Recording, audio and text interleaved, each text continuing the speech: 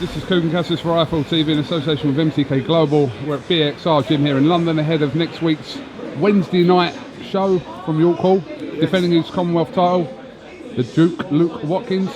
How you doing? Yeah, I'm good, man. Yeah? Yeah, I'm really good. Do you know what? Fighters should take a leaf out of your book. If they want a fight and they keep talking, eventually, I think there's a good chance it will happen.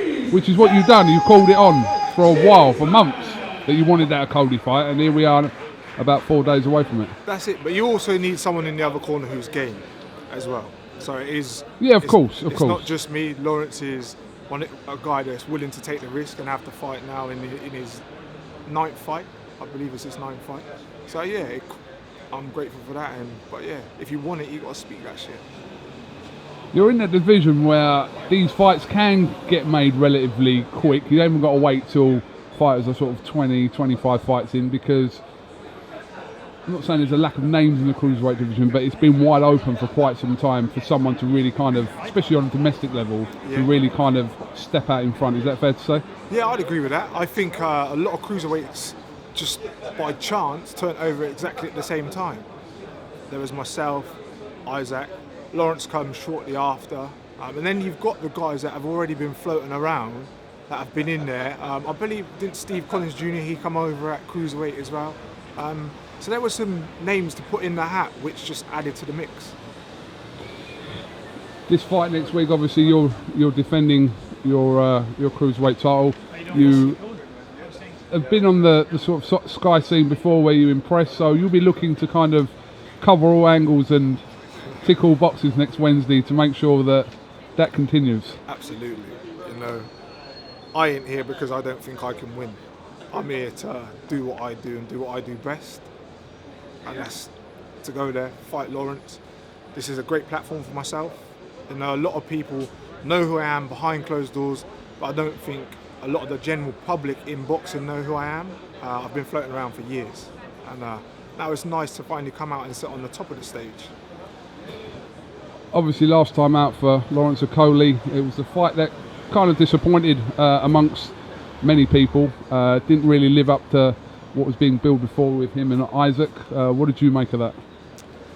It is what it is. You know, that's not the first time it's happened. That's happened many times. And I remember one fight in particular. And forgive me, Bellew, for saying your name, but Bellew and Cleverly. Do you know what I mean? He did it himself, so it's cool. Yeah. But number 2 in Liverpool, we expected fireworks. The build-up was great. It was hyped, and it didn't happen.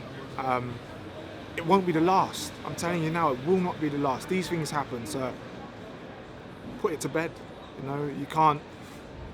A man's career is not defined on his last performance, is it? You have to look at a man's overall career. There's been fights. Some people look at it like that, but some people do look at your last performance as kind of where you are, I suppose.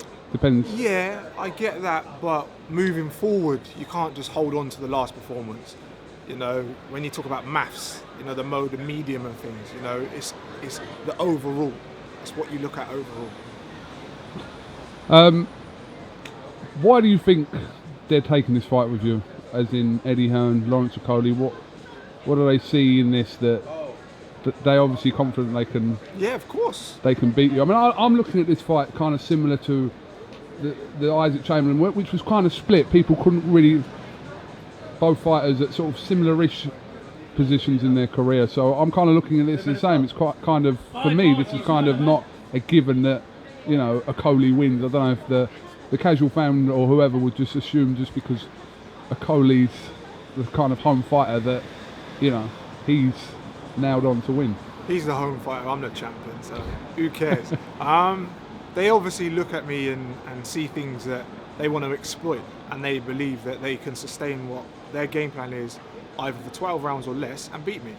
Whereas in my corner, my team, myself, we believe exactly the same. And that's why this fight's good. Both fighters believe that they're going to win. Like, I straight up, I'm going in there to win. No ifs and buts, that's what I'm going there to do. And then I can just continue with my journey and keep doing what I'm doing. So for me, he must believe that. And that's good, because that brings the best out in someone. And that'll bring the best out of me, and we'll have a great fight. You seem like someone, like I said, throughout your whole career, not as long as it's been, you've just, like I said, needed a kind of platform to showcase what you're about. And you've had that kind of in the past, obviously when you won the Commonwealth title, but you've got that now on a stage against the fighter, as in Lawrence Okolie. Yeah, I think it's a good opportunity. You know, why do fighters take fights? Some fighters take fights for financial gain. Some fighters take fights for whatever their reasons are, and others is to gain momentum in someone's career. Look at Dillian White. And I always say, when he lost to Joshua, that propelled his career in a completely different direction. And him himself as a man and as a fighter has completely changed.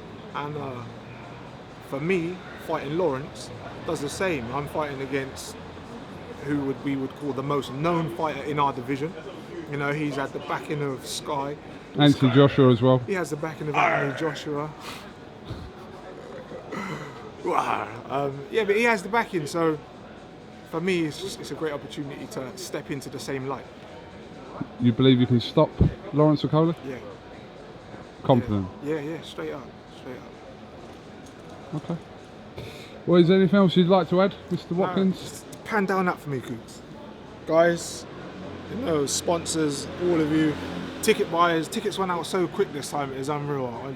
It was obviously going to be the case. I just want to say thank you to everyone that's tuned in, what I've been up to, new followers, thank you for now following. Just keep following my journey and enjoy the fight. It's going to be a wicked fight. Luke Watkins, thank you very much for watching IFL TV. Best of luck, and we'll definitely catch up with you next week. Okay.